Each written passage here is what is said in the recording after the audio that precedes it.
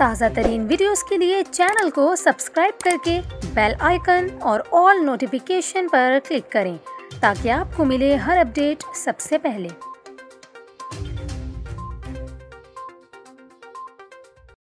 اور ابھی آپ کو خبر دیں، افغانستان کی بدلتی سیاسی صورتحال سے متعلق قومی سلامتی کمیٹی کا اجلاس ختم ہو گیا ہے، جس کے بعد پاکستان نے اب اعلامیہ جاری کیا ہے جس میں کہا گیا ہے کہ پاکستان افغانستان میں عدم مداخلت کے اصول پر قائم رہنا چاہتا ہے۔